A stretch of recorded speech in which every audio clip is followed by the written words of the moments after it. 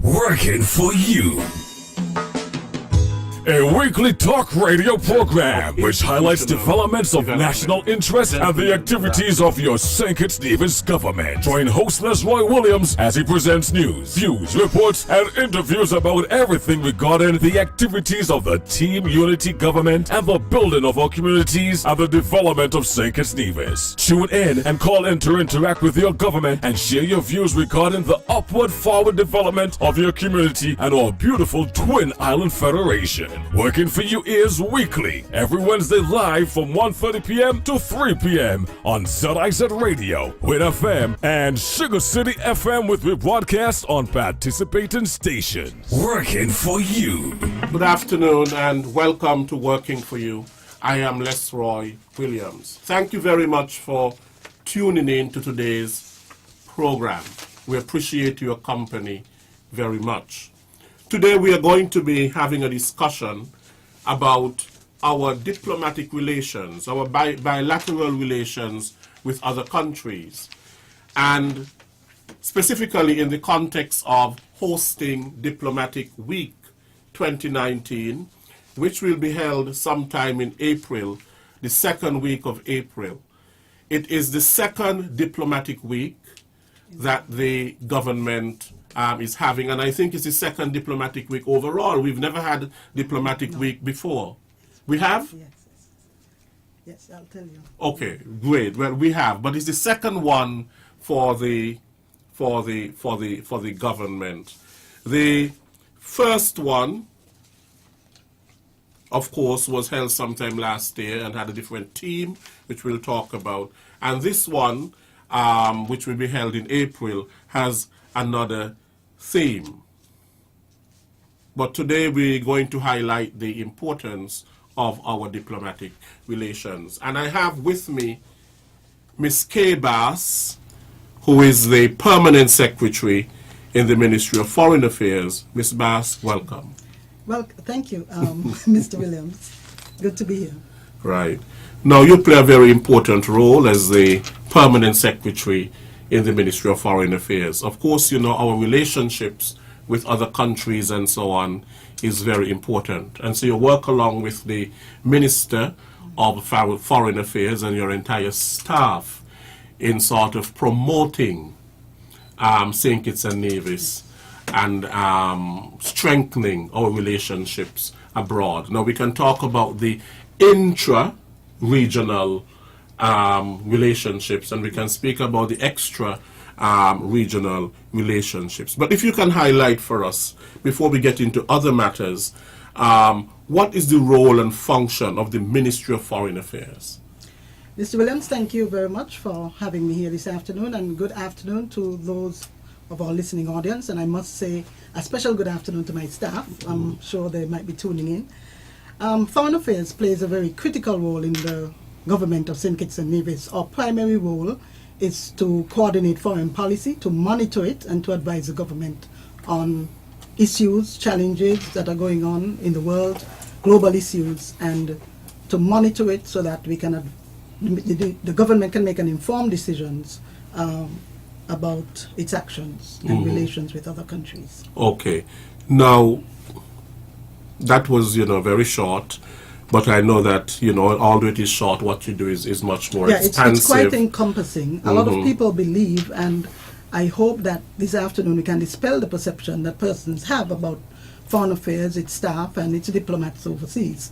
A lot of persons, unfortunately, view the Ministry of Foreign Affairs as the main ministry that provides protocol, of course. And they see us with diplomats sometimes. The time my officers go to the airport, of course, to assist and facilitate visits of dignitaries, and often that is the only perception persons have about my staff. But really and truly, there's a lot of research that goes on.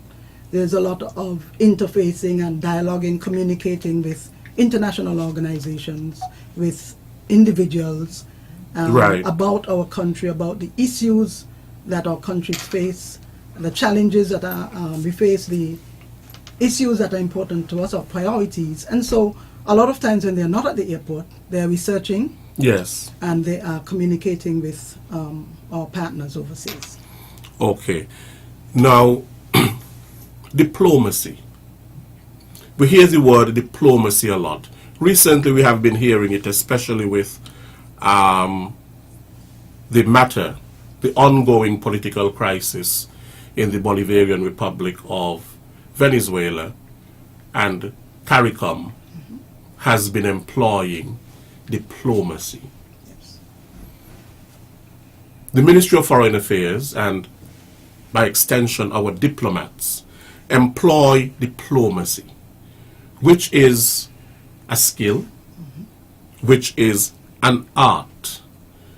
Could you elaborate for us in terms of what really is diplomacy and why do countries employ it? Yes, diplomacy is a broad term. You can have different types of diplomacy. You have public diplomacy, you have cultural diplomacy, you have economic diplomacy, you have soft diplomacy. So it's not one particular method of doing our work that is used, but diplomacy really refers to the manner in which we communicate with diplomats, countries, representatives of countries, international organizations, etc. Now, when you hear the term diplomacy or diplomatic, you usually think of an ambassador or a high commissioner representing his or her government. And these are persons who are expected to have face-to-face communication, interactions with their counterparts within their jurisdictions. They will, of course, represent the interest of the government they represent. They will safeguard the interest of the government. Yes. And they have to be au fait with what is going on in their own country in order to be able to communicate or articulate to their counterparts or to an international organization what the government wants, or the ideas of the government, or the priorities of the government. And so in talking with persons, you have to have a level of demeanor. Your facial expression is important. The words you use, you should not try to offend. You should try to understand the perspective of the other person, not trying to put your own views, not hearing the other side. And so when the conversation is over, the person goes away. It's not a win-win situation in that what you sat down to discuss, you wanted something and you go away not receiving it, maybe because of the attitude you brought to the conversation, maybe because of the body language, maybe in terms of the words that you use. So diplomacy is all-encompassing. Yes. And I hope that gives an idea of how important diplomacy is. Right. And you mentioned, well, diplomacy, and of course it's a skill, it's an art in terms of how we relate with others. Yes. You speak about public diplomacy, and of course you can have diplomacy, of course, on an individual level. Somebody being diplomatic, in other words, they are not creating conflict, and they are trying to be harmonious and so on in terms of the relationship and so on. We also often hear, for example, when people travel on behalf of the country, that they are ambassadors for their country. In other words, they are representing their country. And to represent one's country is a noble thing.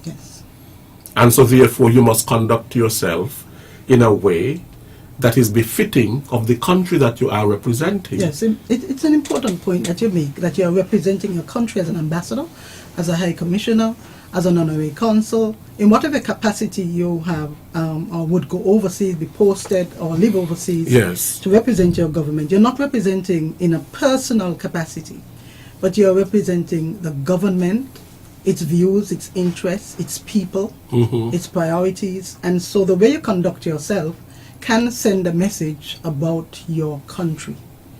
It can, because, for example, let's imagine you meet someone from Indonesia. That person has never come to St. Kitts and Nevis. You are their first impression. You are the first point of contact, and how you behave will reflect to them from their own perspective that this is how Kititians or Visions are. And so we have to be very careful, even if you have not been appointed by the government to be an ambassador in the Foreign Service. I think even as we travel overseas to represent in terms of a meeting, you go to attend a meeting, you go and as a tourist, all the way you behave is very, very important because it reflects on the country you represent. Yes, and I think that the theme for our independence, our 35 years of independence, sort of reflects that. Love, service, patriotism, and pride in one's country. And I suppose that these are some of the things as an ambassador, of course, for your country, that these are some of the qualities that you must exhibit. Yes. The love, the patriotism, the service, and the pride for one's country. Actually, the theme last year, in a large way, reflected some of the goals of our foreign policy, because we have some goals outlined, and in them are service, integrity, and pride. Right. And professionalism is also there, but I reflect now on the theme for last year, and I'm reminded that those are some qualities that we say should be reflected in the person who is representing the country. Yes, and that theme was forging new partnerships. That was last year's theme. Sorry, not last year's, but 2016. Sorry, that's correct. It's in 2016. Time really flies. Yes. It seems like it was just, it's 2016, April of 2016. Yes. And allow me to make a correction. Sure. You said at the beginning that this is the second diplomatic week. For the government, for this government. Yes. But we've had before. But could you... Yes. In 2007, that was our first diplomatic week, and that was followed consecutively with another in 2008. And then there was a period of time when we didn't have any, and then 2016, we came up with the idea of introducing it again. Right, okay. And in 2016, your theme was forging new partnerships and strengthening networks for sustainable growth and economic development. Forging new partnerships was key. Yes. And since then, with that team, the government has really forged new partnerships. Yes, we have. And it has strengthened networks for sustainable growth and economic the development. Now, we have gained in terms of our diplomatic footprint. Yes. We have really grown. Yes. Last year in particular, we established diplomatic relations with about 12 countries. And you will note that that's one per month. So we did make some strides. And I think overall, in the last 4 years, we have 3 to 4 years, we have established diplomatic relations with about 34 countries. Yes. Yes. So and some of them are indeed new. Right. So that's quite a bit. That's quite. Yes. When I say some of them are new, I mean some of them are in new areas. We do, of course, value the relationship we have with our traditional partners in the north, etc. But you would note from the countries with which we have established diplomatic relations last year and the years, a few years back, we have gone into new areas. We have gone into the Middle East, we've gone into Asia, Eastern Europe, some countries that only existed recently. We think of countries like Estonia, Romania, and all these countries we now have diplomatic relations with. And these, in the past, were not persons or countries, to whom we would have reached out. Right. So we have indeed established new partnerships. Okay, good. So you have made good on that theme. Yes. Now, what is the process for establishing diplomatic relations with another country? There must be some process involved. Yes. And I suppose that that process would involve some sort of a negotiation, Yes. perhaps? Yes, initially there is interest that it could be initiated by both countries through the ambassadors, through ministers. From the political level, you can have heads of state, heads of government, express an interest. But the formal way is to send a diplomatic note from the Ministry of Foreign Affairs to the Ministry of Foreign Affairs of the other country, expressing an interest. For example, if St. Kitts and Nevis would like to establish diplomatic relations with Afghanistan, per se, Yes. you would write a diplomatic note and express that interest. Then that country will express its response. It will respond, well, yes, we are interested.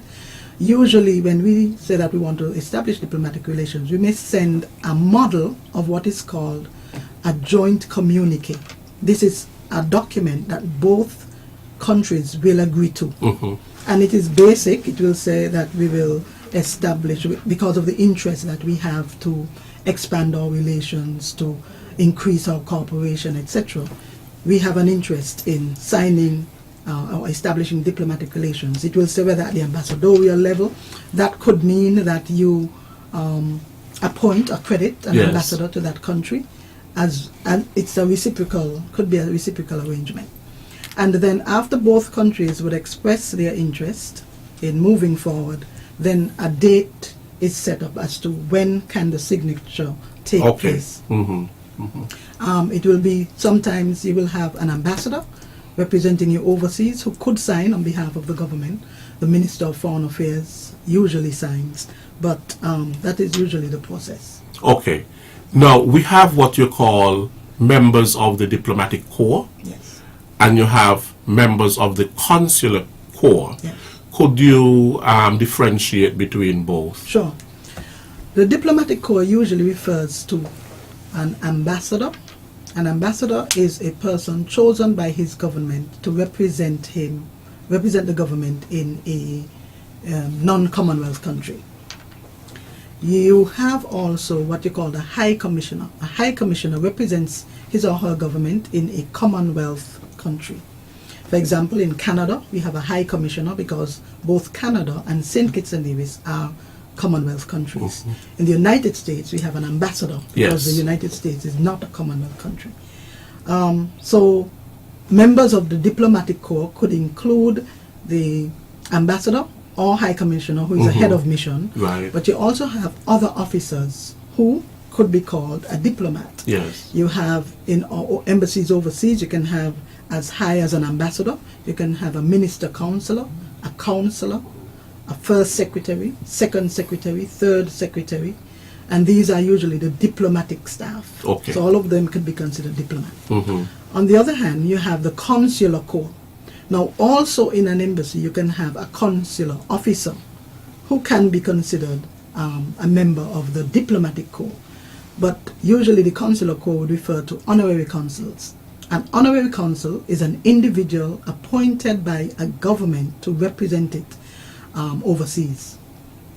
That honorary consul is not paid by the government, and he or she must show the wherewithal, that they have the wherewithal in order to thrive on their own. The means, yes. To thrive on their own without the assistance of the government.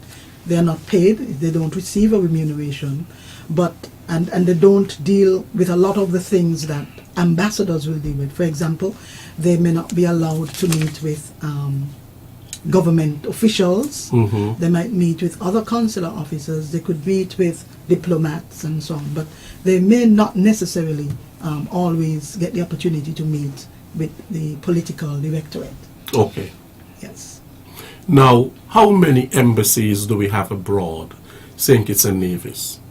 I know you would have asked me this question, and I always have to count. But we do have Canada, we have the High Commission, we have the USA, one to the United States, Taiwan, one to the Republic of China, Taiwan, Cuba, the Republic of Cuba.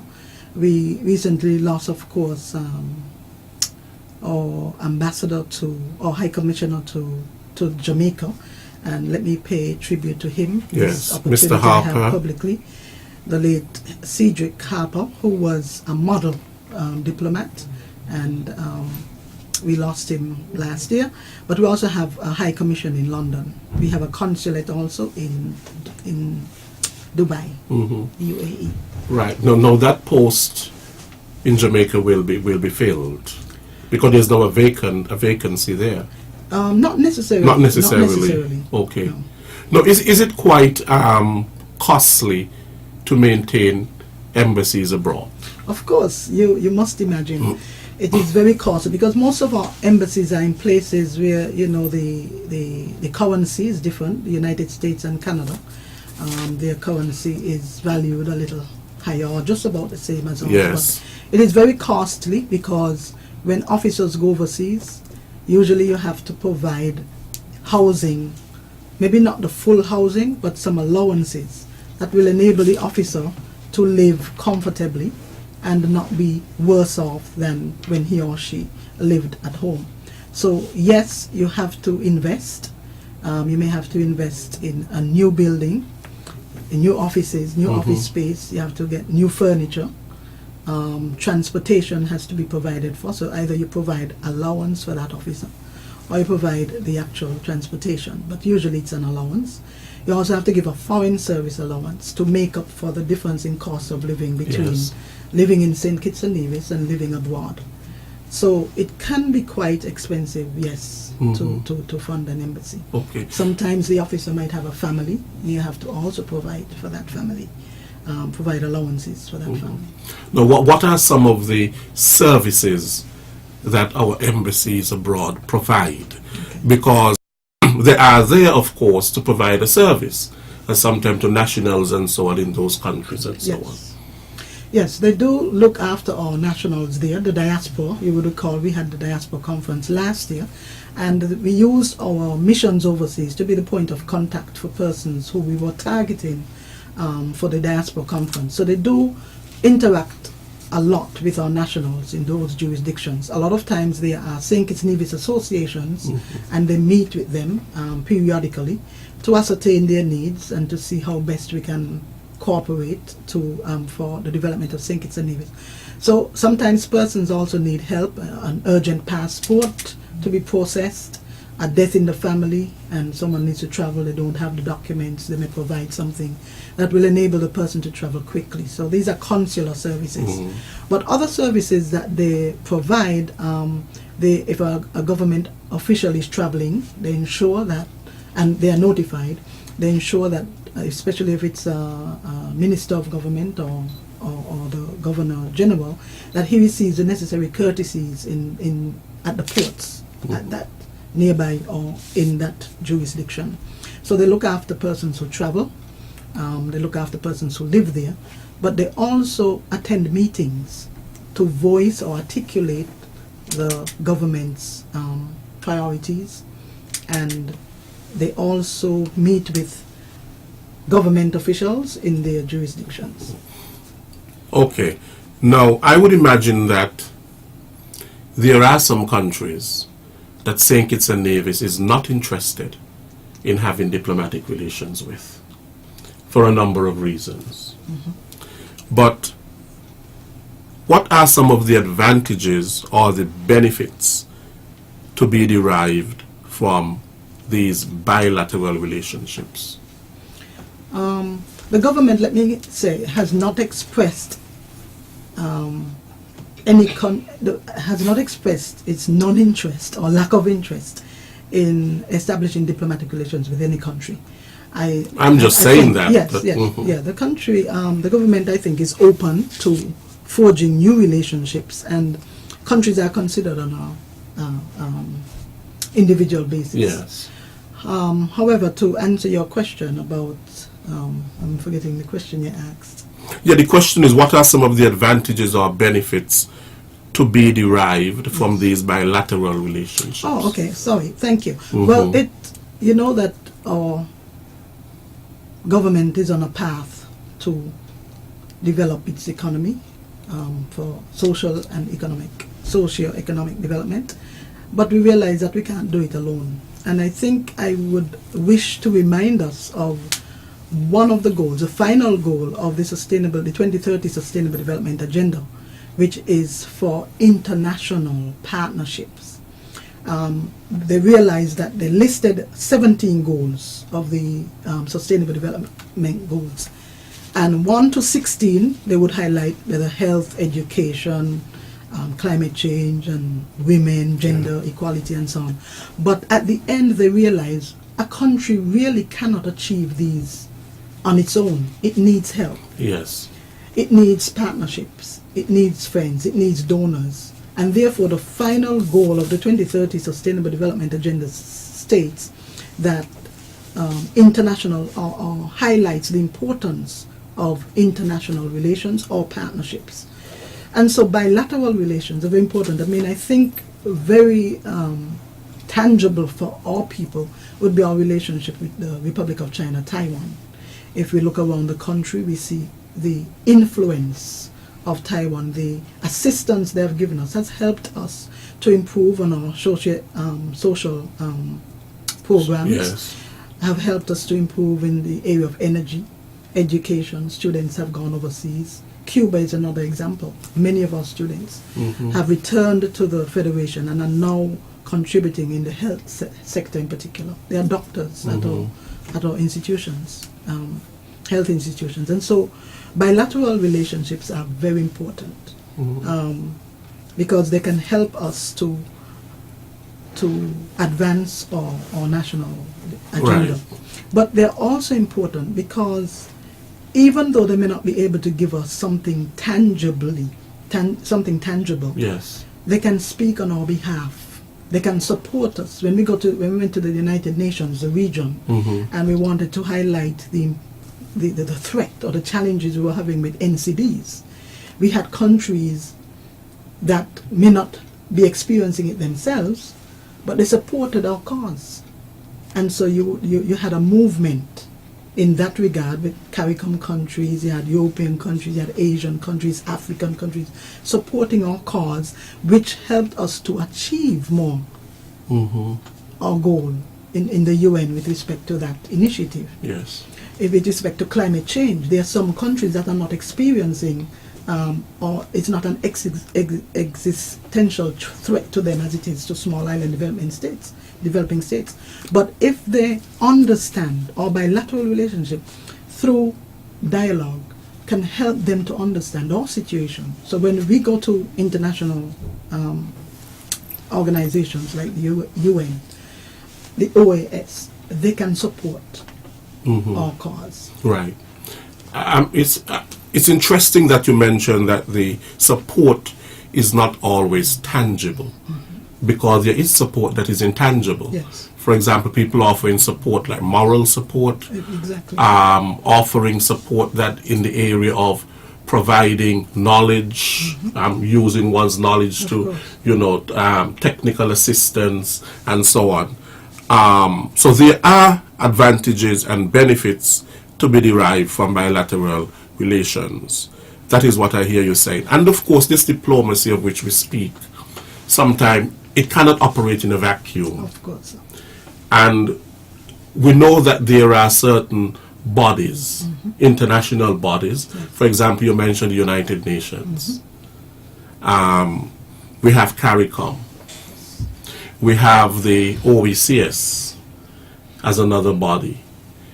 We have different bodies and institutions in which, we go about maneuvering our way, our path, and so on. You have the European Union and all of that. And may I interject here, Mr. Williams? Sometimes people hear, Foreign Affairs staff or the Minister of Foreign Affairs or Ms. Bass is traveling to a CARICOM meeting or an OECS meeting, and someone might say, well, they're always traveling. But we must realize that there's a sub-region called the OECS, Organization of Eastern Caribbean States. There's CARICOM, and we operate as a body. And if we were to be absent from the conversations, we will be left out of a lot of help, assistance, but also our voice will not be heard. And so I just wanted to highlight the importance of our presence and our participation in these regional and international meetings. Because were we to be absent, how would they know what our interests are? How would they know what our needs are? And then when there's a cause, as you rightly highlighted at the start of the program, the issue of Venezuela. We, St. Kitts and Nevis, and the Prime Minister in his capacity as chair of CARICOM from January to June this year, led the delegation to Uruguay, where the mechanism, the Montevideo mechanism, was initiated or created. And it highlighted the need for dialogue amongst all parties. And we see now, following that mechanism, that countries that were in opposition to dialogue, in fact, when the conversation was being had at the UN at the time with a member of the international body, the representative said the time for dialogue is over. But the country from which that representative came is now moving in a direction where it seems as if they are now supporting dialogue. Yes. So it is important that we be a part of this movement and not be left out, because today it might be Venezuela, tomorrow it might be St. Kitts and Nevis. And if we do not help or assist, not necessarily just Venezuela, but any country need Haiti, when they're going through their plight, how can we expect to have that support when our turn comes? Right. No, you've mentioned something very important, and what I hear is that diplomacy, all the diplomacy matters, and diplomacy is important. Diplomacy is not always an easy job. Of course not. It's not always an easy job, and however, it is a worthwhile undertaking. Yes. And dialogue is over, as you said, this one country was saying. If dialogue is over, what does that mean? Does it mean that we go to war? Does it mean that we use force? Does it mean that we invade? Peace is always better than enmity. Yes. And this region, CELAC declared that this region, we are members of CELAC, the Latin American and Caribbean group of countries, and we supported a document which said or declared that this is a zone of peace. And so that is that was the focus or the bedrock on which the CARICOM responded and acted in this situation. Right. So one of the key functions of diplomacy, of course, is in terms of peace. Creating peace and world peace and peace between countries and so on, so that there can be that harmonious and flourishing relationship. Yes, the OAS Charter, as well as the Charter of the United Nations, stress that. That's one of the fundamental principles of those organizations, striving for peace and international peace. That is why the handshake is such a symbol of, one extending that peace, or some people call it extending an olive branch. And so on, you have the dove with the olive branch, and so on. But not always an easy thing, but important. Now, there are some times when countries fall out with one another. Yes, very often. And that falling out sometimes is not a good one. Recently, we saw that in the case of the Bolivarian Republic of Venezuela. The American diplomats were asked to get out. And also the severing of the diplomats from Colombia, and so on. And these things, signify that something is not right in the relationship. Yes. Well, a diplomatic relationship resembles any other type of relationship. Think of the familial relationships. In a family, it's not always a bed of roses. Husbands, spouses sometimes have disagreements. Children sometimes disagree with their parents.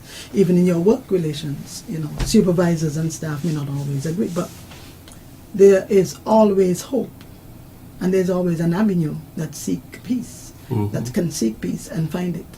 And so this is what this diplomacy is all about, to create a win-win situation, so that when both you and myself would have left the dialogue or the meeting, that you feel as if you have gained something, Certainly. and I feel as if I've gained something. It may not be exactly what we came to the meeting for. We may not have met all of our goals, but once we can walk away with some sense of satisfaction that, okay, I have achieved something. And sometimes you have to agree to disagree. Yes, as well. You have to agree to disagree. Yeah. So I think we've created a lot of context now to speak about Diplomatic Week and the objectives, you know, the you know, what you want to achieve by it, and so on. So what is Diplomatic Week?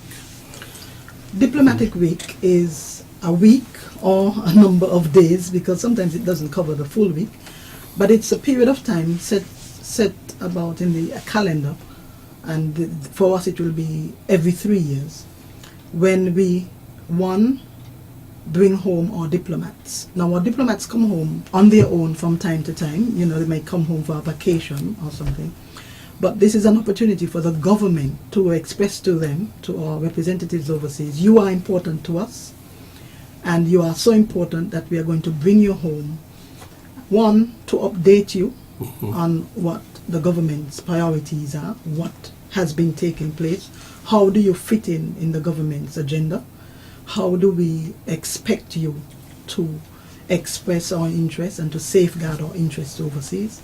But Diplomatic Week also provides an opportunity for them to network, not only with the staff at Capitol, but with other diplomats from around the world.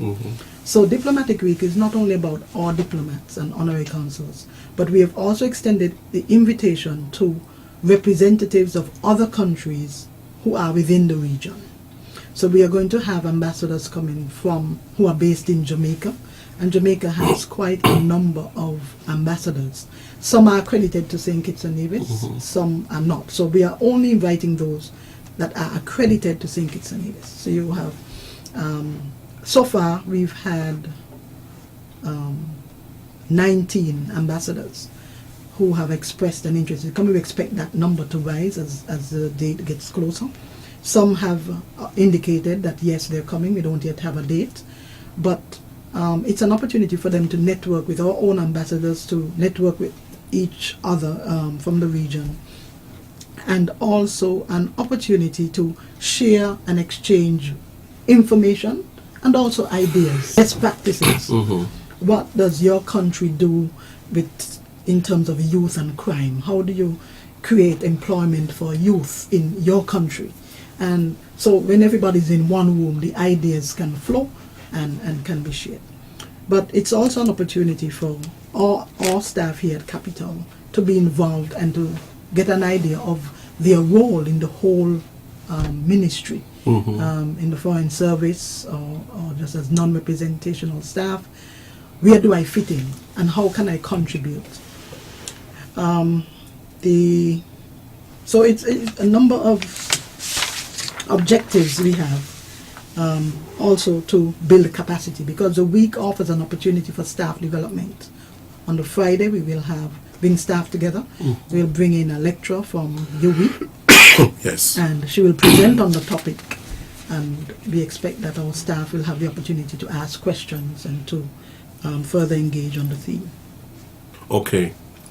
So in terms of the public's participation, would they have a chance to participate?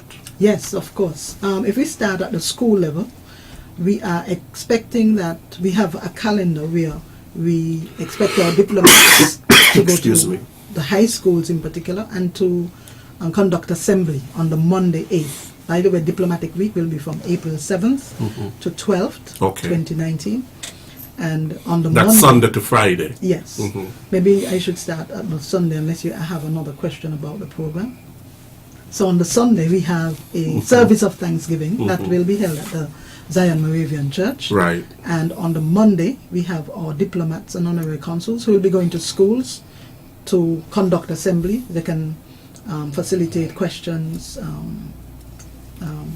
comments from students, teachers about their role as a diplomat, and maybe a student would be interested to know what career path can I follow, what subjects must I choose if I want to become a diplomat. So that could be useful for them as well. And on Monday, we have the Governor General. He has graciously consented to have that day on Monday when diplomats can present their credentials. So persons have been invited who have already been accepted as ambassadors, but they have not yet presented a paper from their head of government or head of state to say this person is going to represent me in your country. Okay, so that can take place during that week. Yes, there's an opportunity for them to do that and then fully participate in the welcome reception that night, also at Government House, and the opening ceremony on Tuesday the 9th at the Marriott.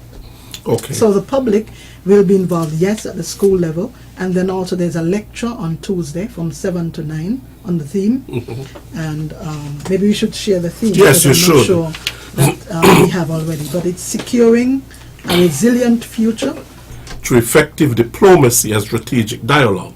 Yes. Is that what it is? Yes. Okay. So the public will have an opportunity to participate in the lecture on the Tuesday night at the Marriott Hotel, and we will be able to share more on that. We're also involving the private sector. They will be hosting a breakfast on Thursday the 11th, because we realize that in order to build resilience, the government needs help, and public-private partnerships are critical to sustainable development. And so they'll have an opportunity to have an interaction or interface with the private sector as well. But for those who are wondering, Mr. Williams, securing a resilient future through effective diplomacy and strategic dialogue, what is resilient or resilience? And I would like to use the resilience really mean to bounce back. Sometimes you hear about people being resilient even after Dominica experienced the ravages of hurricanes Irma and Maria. They were able to bounce back. They're flexible. You're resilient. Yeah. We are talking about a resilient future, and I would like to use the definition. Sometimes people refer, they consider resilience, they associate it with climate change and so on, but it is all-encompassing. It's very wide. You can have economic resilience, you can have technological resilience, and in fact, the CARICOM strategic plan for 2015-2019 is currently being updated. I will share with you what the forward of that. The forward says that the plan identifies 8 strategic priorities for the community over the 5-year period 2015 to 2019 and key areas of intervention for each. The strategic priorities are building economic resilience, social resilience, environmental resilience, and technological resilience. So our theme is not referring to resilience only climate change or environmental resilience, but economic resilience, social resilience, technological resilience. And that is why we're inviting persons to participate in panels. We have the ECCB, and they will address the theme from an economic or financial standpoint. We have the OECS Director General, who might be coming as well, and a representative of the CARICOM Secretariat, who will also be here.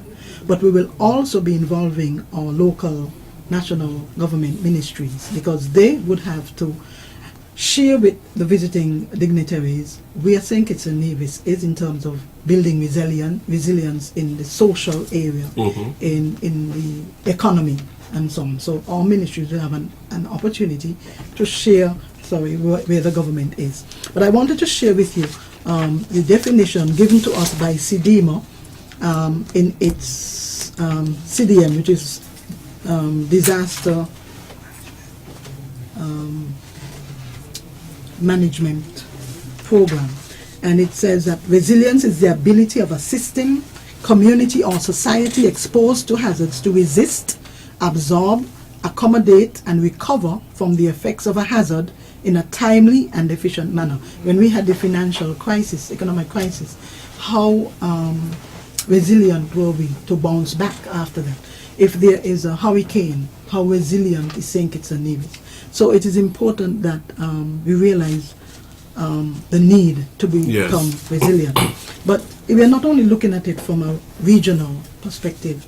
I went to we went to the budget address 2019 to see how is this a priority of the government? How important is resilience to the government? And we found that in the budget address, Mr. Williams, resilient or resilience was mentioned a total of 19 times.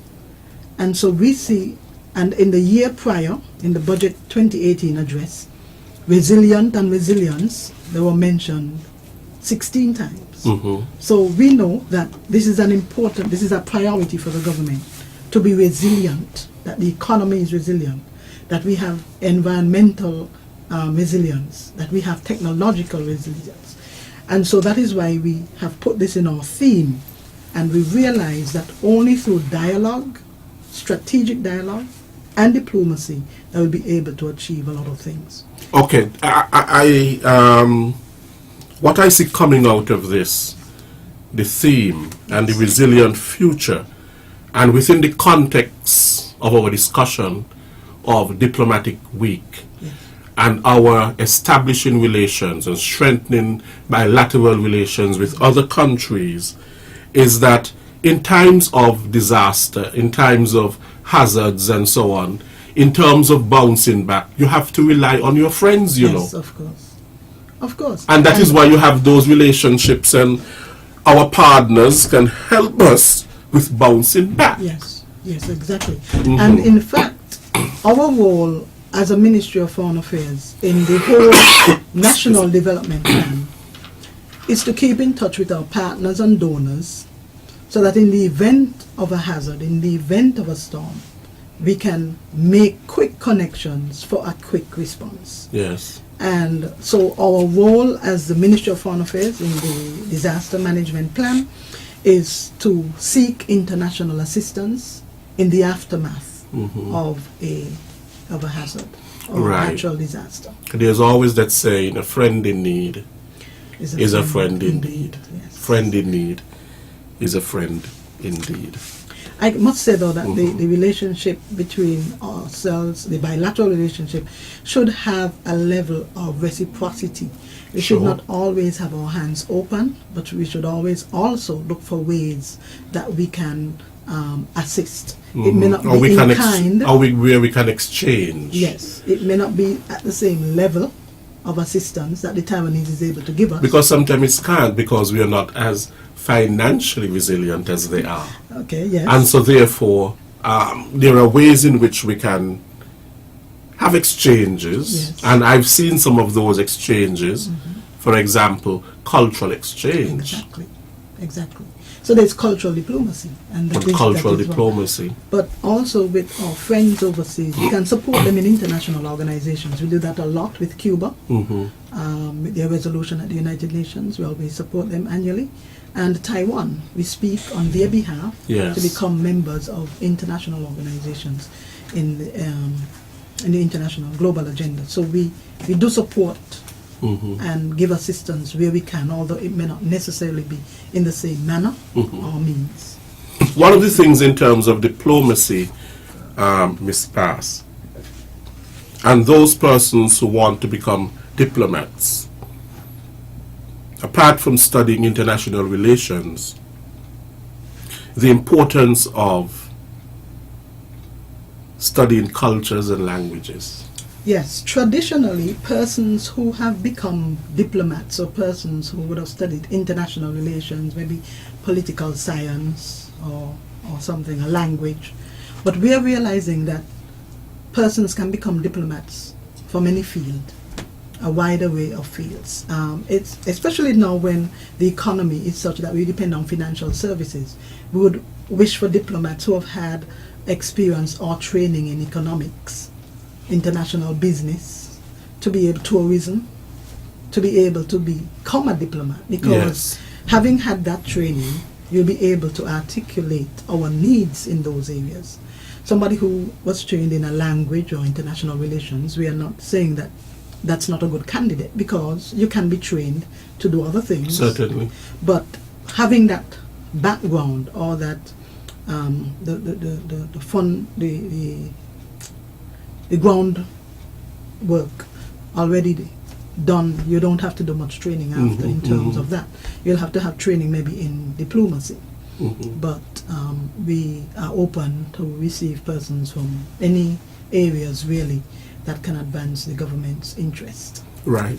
I know that the University of the West Indies, I think it's the St. Augustine campus, has a school of diplomacy. Yes, it does. International relations. I know you spoke of your staff and the important work that they do. Yes. And even though you have the minister, you have ambassadors, and so on, people who work in foreign affairs must be trained in protocol, which is so important, Yes, diplomacy, and so on, because they have to get it right. Yes. Yes, and so our staff, building capacity is very important for the ministry, and oftentimes you'll hear the ministers speak about scholarships for not only persons in foreign affairs, but persons outside. And our officers get, from time to time, would get opportunities to get training in different areas.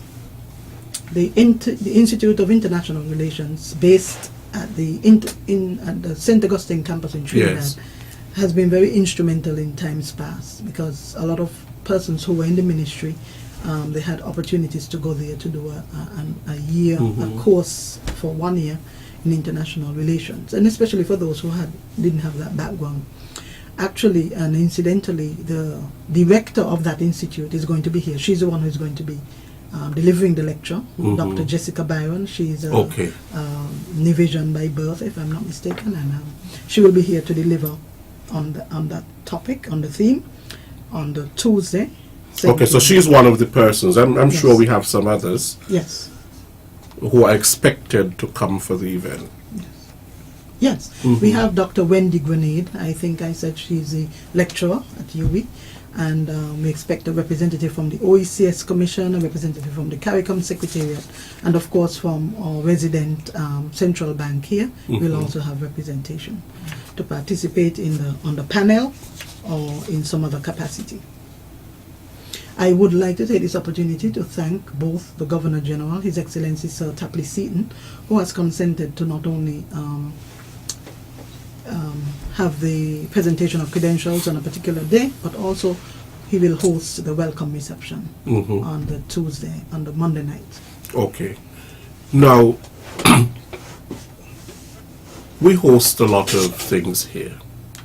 Let's face it, St. Kitts has become a sort of a mecca for the hosting of a lot of regional and extra-regional conferences and summits and so on. They seem to love St. Kitts.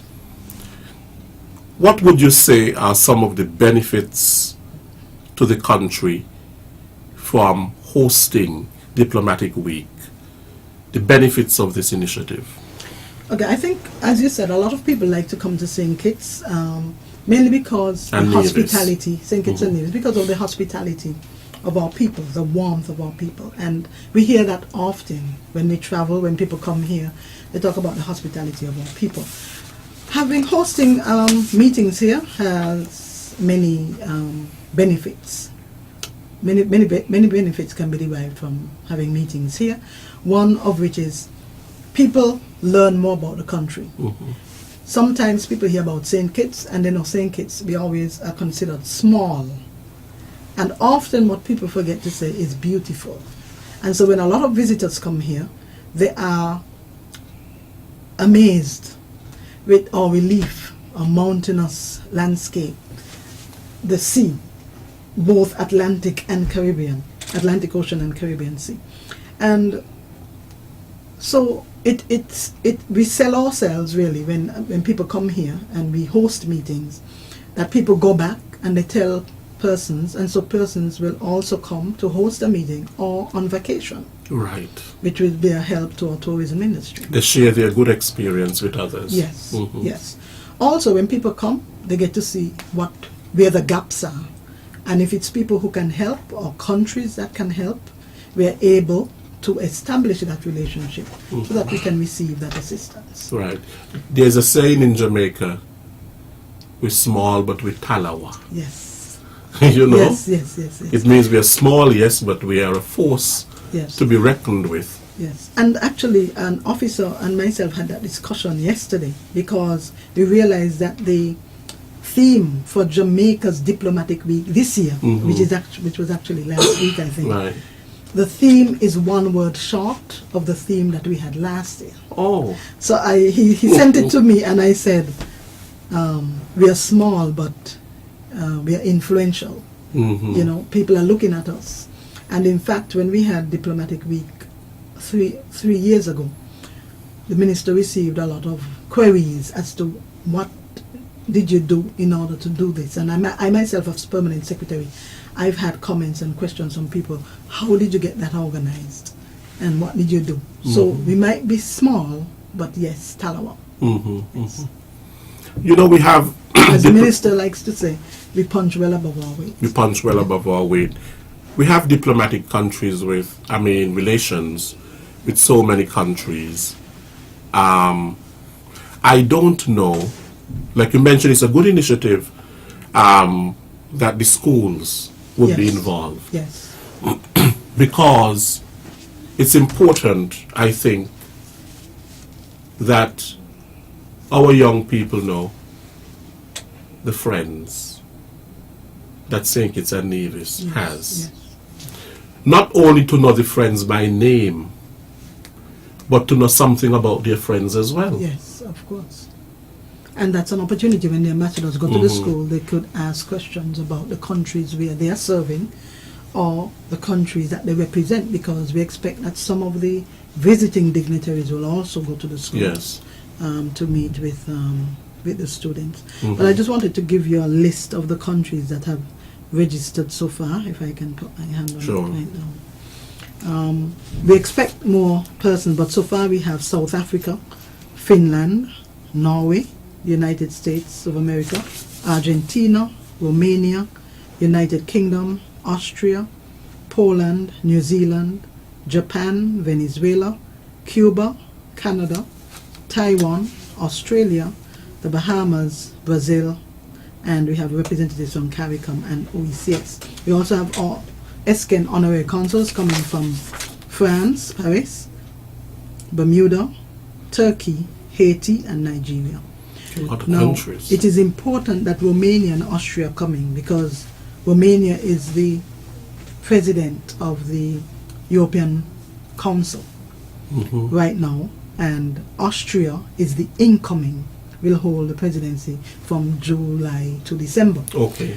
So when they come, Mr. Williams, this is an opportunity. Is that where the foreign minister recently was? Yeah, he was in Romania. Yes. And there was something happening there with, I know that the Secretary General of CARICOM was there too. Yes, that was a former visit, and then I think he went back with the ministers. But yes, Romania, we understand, has been our ally in terms of speaking on our behalf when we are blacklisted in the European Union. And so we were very happy to learn that Romania was the incoming president of the European Council, because they understand what we experience when we are blacklisted. Our image has been tarnished, and the method in which they put us on a list without any consultation was really unfortunate. So Romania is in our corner. That is what I was saying. We may not see a tangible a donation, but when they can speak and defend us in the walls where we are not members. For example, we are not members of the EU or EC, but they can speak on our behalf. And then Austria, who is also coming, the ambassador, they will be the incoming president of the EC, European Council. So again, we can continue to advocate for understanding of our needs and for speaking on our behalf in Europe. You know what's happening in the UK with Brexit. Oh yes, they've now we're shut losing, down again. We're losing a friend in Europe, in the EC. And so establishing relations with these new friends will only be to our benefit. Now I realize that you touch is that Romania is in our corner in terms of the EU's yardstick or whatever they use for blacklisting us Yes.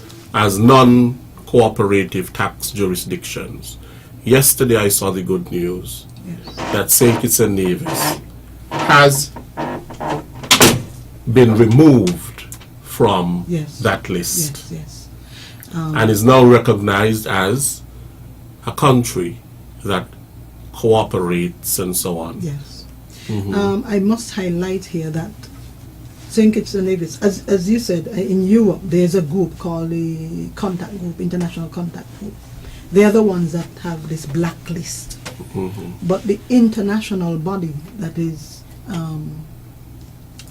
the one really recognized as that group that can determine how compliant you are is the OECD. Yes. And we recently had another review and we came out largely compliant as we did in 2014.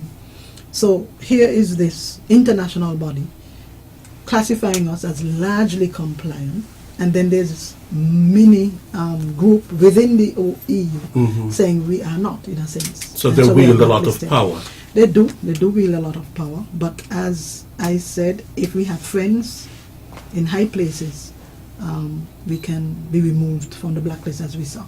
And that is as a result of our own commitment to making changes in our Right. tax system, and also with others speaking on our behalf. Right. So And the that's effect- yes. and highlighting the effect it can have on our economies, So that's another reason, even more, why diplomacy matters of course. and it's so important. Yes. Yes. Okay, Ms. Bass, we are going to go to the phone lines with the time that we have left. Okay. The numbers to call, the overseas number is 1-718-577-2916. That is 1-718-577-2916. And the local number is 465-25-55. We await your calls. We're having a discussion on diplomacy, the important role of diplomacy in strengthening, in developing our relationships, St. Kitts and Nevis. And this year, the Diplomatic Week will be held under the theme, Securing a Resilient Future Through Effective Diplomacy and Strategic Dialogue.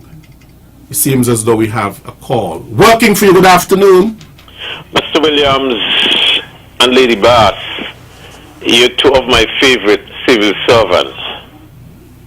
Thank you. Now, Kaye, Yes? I'm going to ask a couple of questions because I'm a citizen of this country and a very concerned citizen. Yes, sir. And my first question to you, is there a difference between an ambassador and an envoy? That is my first question. Second, can one be an ambassador in his own country? And third, who is entitled of a diplomatic passport and why? And I have a fourth one. What is the purpose of a director of foreign affairs? Function, role, and responsibility. Do you need one more? Yes, you can continue. Can an ambassador returning home use his office when he arrives? Thank you very much. Okay. Thank you for those questions. Thank you very much for your questions. I got. I think you have. You have. I think you have four. He asked the difference between an ambassador and envoy. Yes, I have that. Who is entitled to a diplomatic passport? He also asked, can an ambassador be an ambassador in his own country? Those are the three that I have.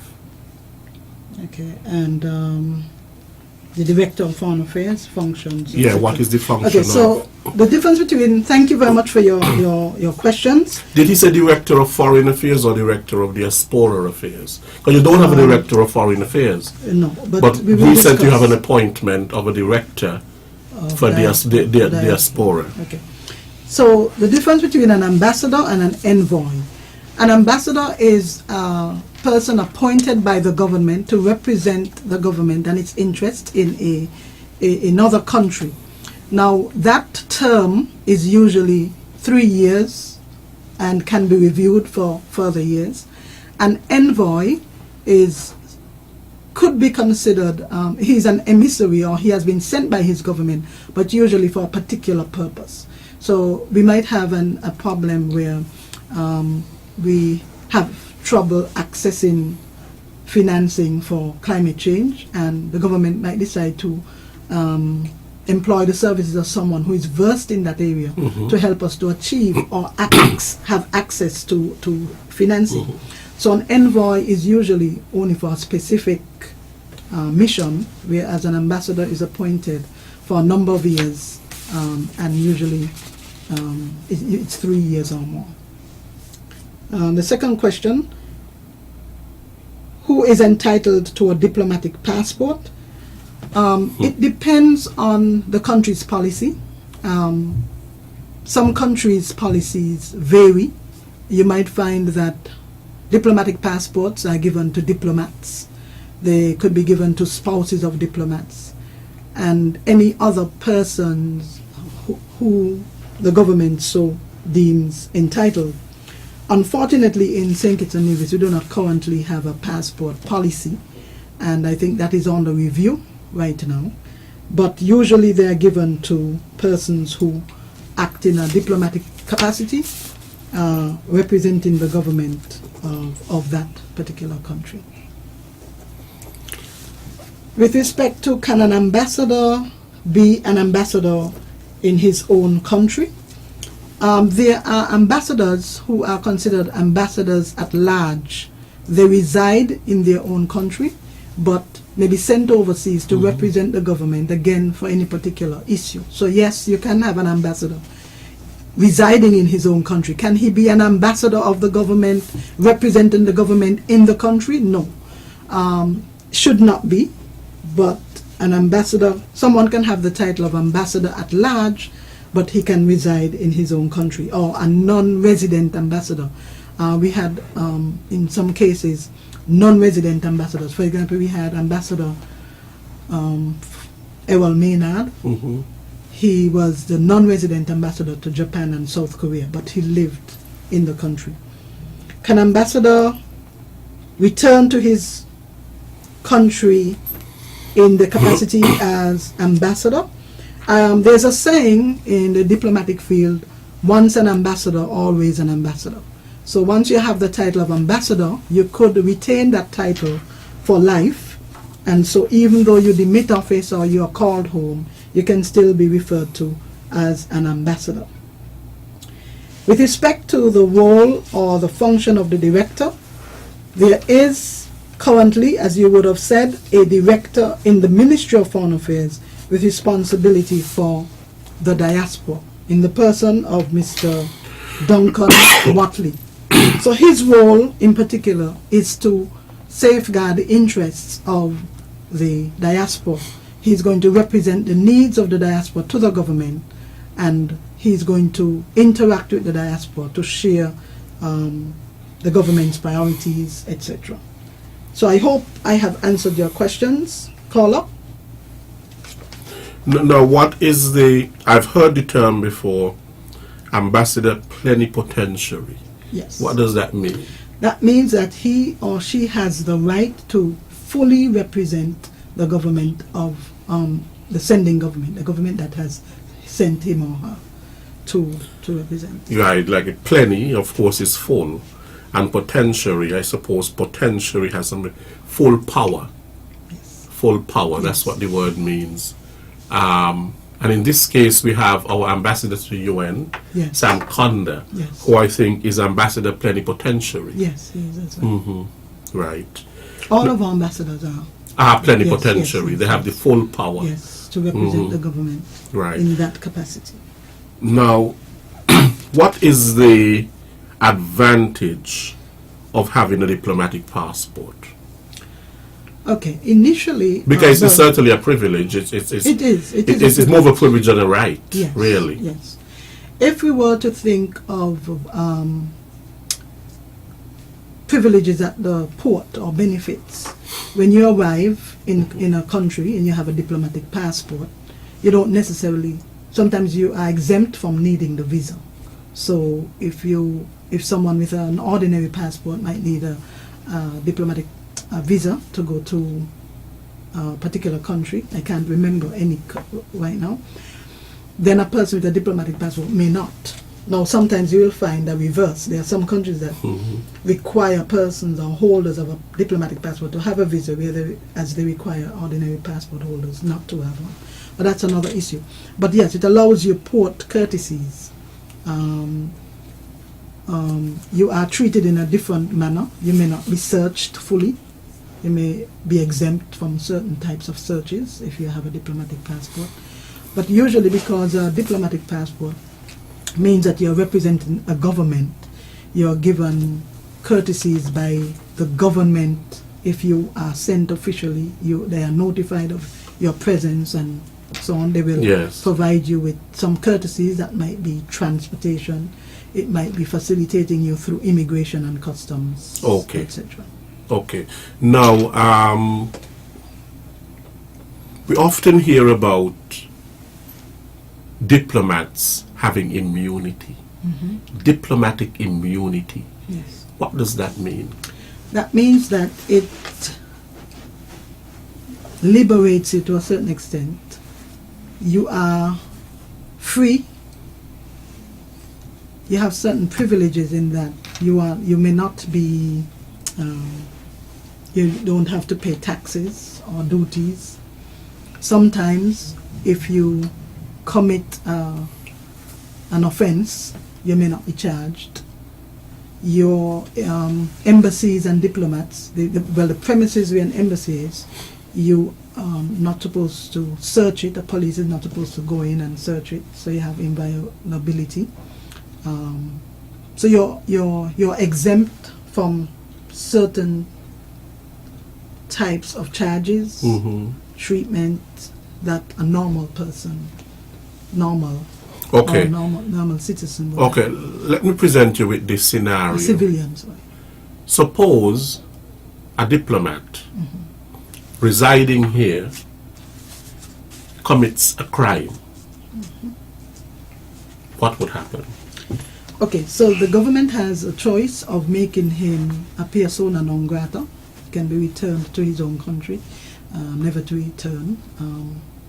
He, unfortunately, because he will be considered a diplomat, he may not be charged. He may not be sent to court. His government could send for him, and we could declare him a persona non grata. Okay. Person who is not welcomed back. Right. So, but he can be tried in a court. I mean, the thing about it is that so what, he can operate with impunity. Is that it? In a sense, yes. They have certain rights and privileges, and unfortunately, sometimes when you commit a crime, that is one of them. Okay. I think we have a caller. Working for you, good afternoon.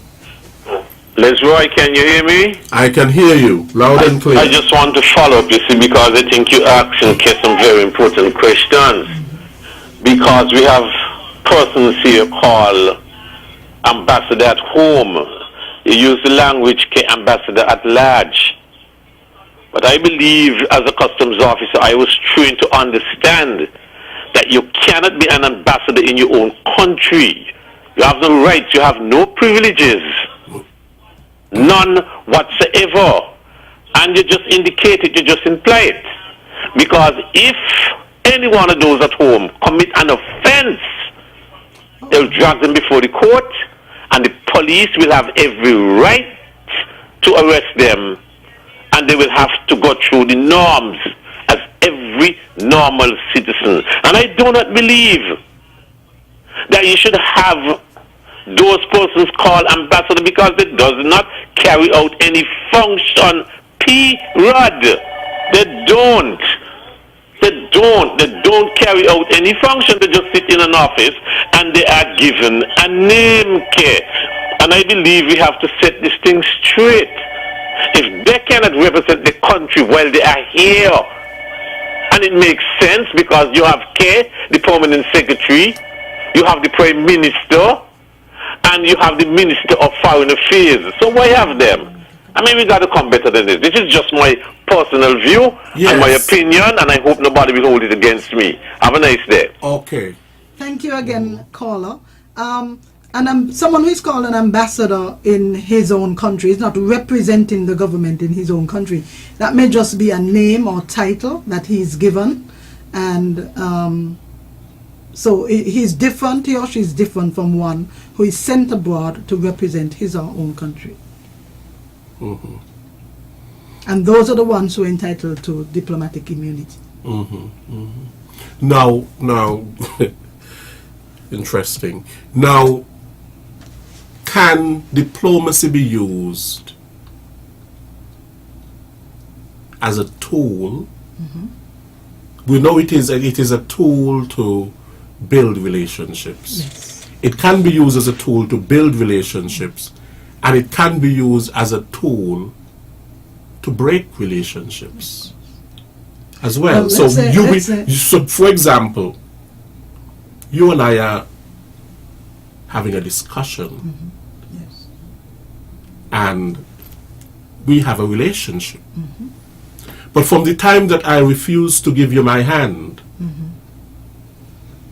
it means I no longer want to have that relationship with you. Yes. And it's a relationship loss. Mm-hmm. And let's face it, in any kind of loss, whether it is between country and country or person and person, mm-hmm. there is some sort of grieving process that takes place. Mm-hmm. I know we have seen it happening where, for example, the mighty United States has withheld diplomatic relations with other countries because they feel that those countries are not in tandem with what they believe.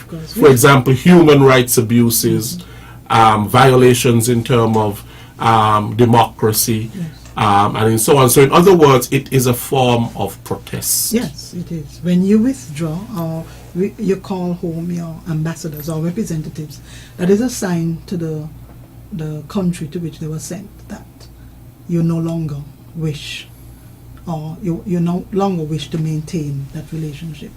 So you've called home your ambassador. He's not supposed to take part in any more dialogue with any of that country's diplomats. And so yes, it can be used to punish. Yes. So you withhold aid, you withhold any sort of a help that you would provide to that country and so on, because you're not in agreement with how that country and its leaders are functioning, operating. Yes. Okay. Ms. Bass, I think we're just out of time. Is there anything else that you would like to say with respect to Diplomatic Week? I know it's all the way in April, but nonetheless, early preparation and information is important. We wanted to heighten awareness that Diplomatic Week is upcoming, and to solicit the support of the community and the public by supporting the lecture in particular on the Tuesday night. I think it is an important topic. It encompasses a wide range of areas and sectors, and I believe that it will be a very interesting time and event. But there will also be an opportunity for the attendees to ask questions, to make comments, and so this can help to enlighten us all. So I would like to solicit the support of the community. If they see any dignitaries on island, be friendly as usual, be hospitable.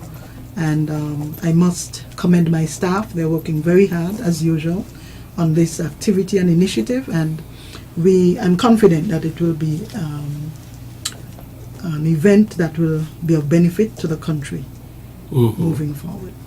Now, I forgot to ask you one thing. Yes. How many countries do we have diplomatic relationships with, and how many diplomats do we have? St. Kitts and Nevis has. Okay.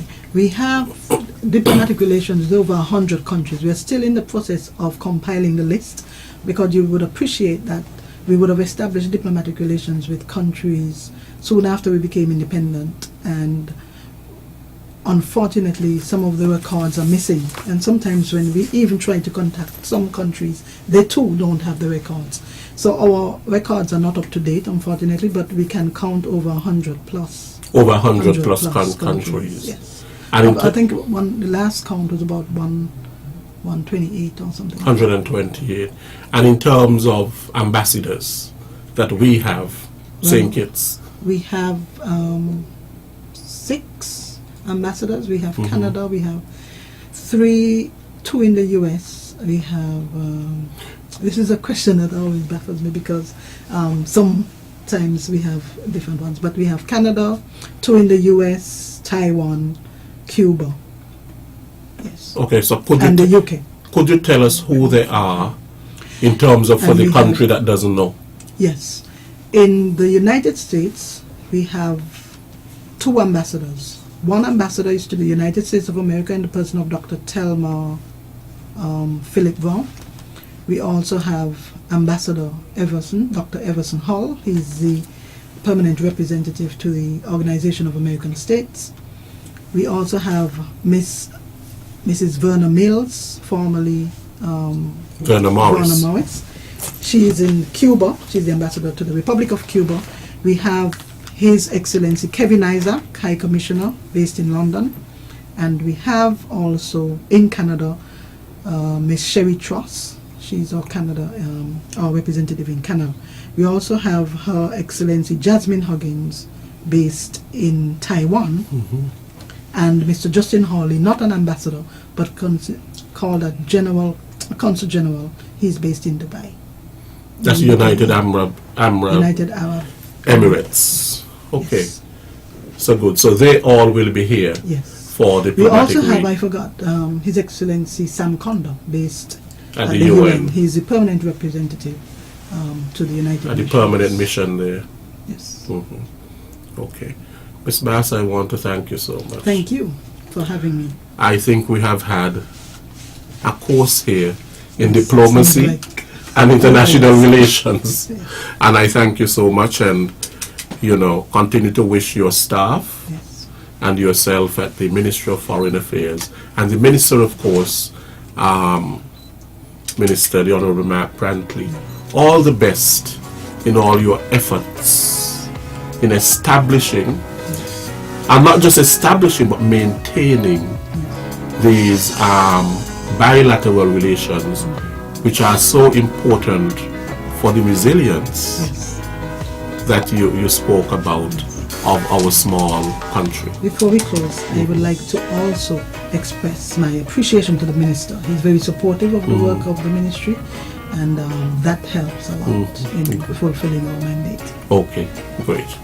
Okay, you have been listening to another edition of Working for You.